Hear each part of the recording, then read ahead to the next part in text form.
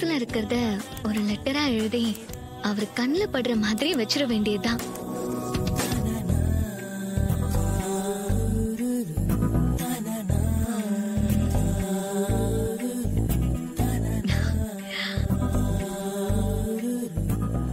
ராஜா,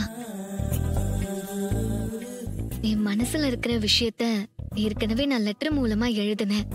ஆனா அது உன்கிட்ட வந்து சேரல.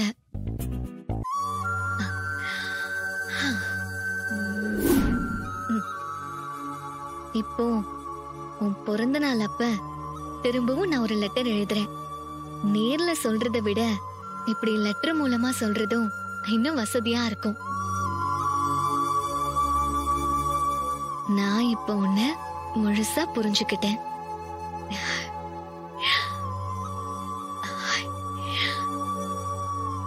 என் மனசு முழுக்க நீதான் இருக்க. உன்னை ஒவ்வொரு நிமிஷமும் நான் லவ் பண்றேன். இனிமே உனக்காக தான் நான் வாழ போறேன்.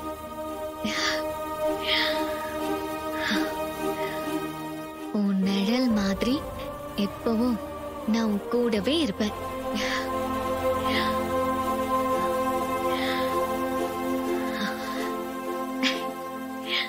எப்பவும் நம்ம 2 பேரும் சந்தோஷமா இருக்கணும். இனிமே நீ இல்லாம நான் இல்ல.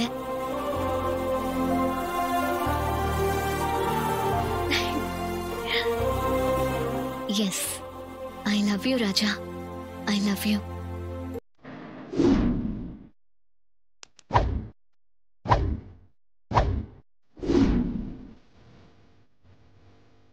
நாளைக்கு உனக்கு பிறந்த நாள்.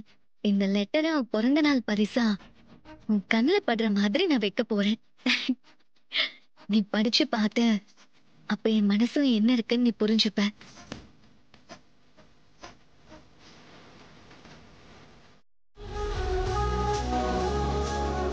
இந்த லெட்டரை காட்டி பார்த்தா நம்ம மனசுல இருக்கிறத அவரை புரிஞ்சு பாரு.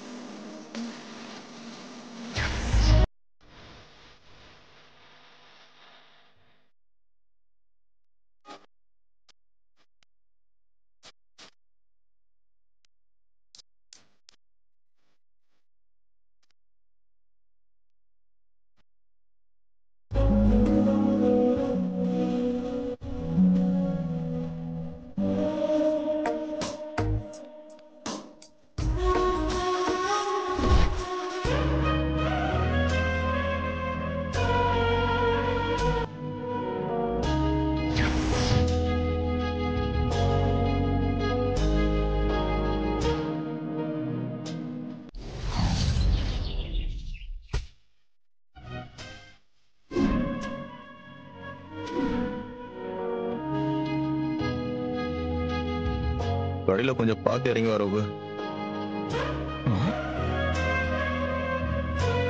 என்னது இது? அட்ட அடடே,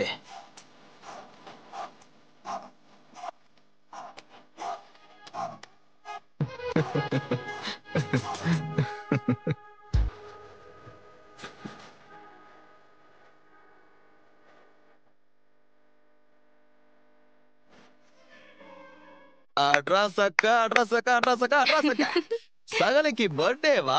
அதானே, நம்ம யாருக்குமே தெரியலையே. மாப்பிள்ளை கூட நம்ம கிட்ட சொல்லலையே. அப்போ 2 பேரும் சர்ப்ரைஸா இருக்கட்டும்னு சொல்லாம இருந்திருப்பாங்க. அக்கா நைட்டு ஃபுல்லா டெக்கரேட் பண்ணிட்டு எங்கேயே தூங்கிட்டா போல இருக்கு. ரோஹிணி, ரேவதி இப்ப எழுப்பு. ஆமா, இப்ப இவனுக்கு பிறந்த நாள் ஒண்ணுதான் கேடு. ரேவதி, ரேவதி, என்ன? வா.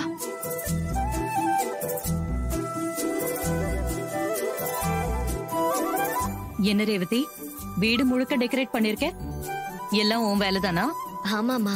இன்னைக்கு மாப்பிள்ளையோட பிறந்த நாளா? ஆமாமா, இன்னைக்கு அவரோட பர்த்டே தான். அதான் சர்ப்ரைஸா இருக்கட்டுமேனு நைட்டு முழுக்க நானே இதெல்லாம்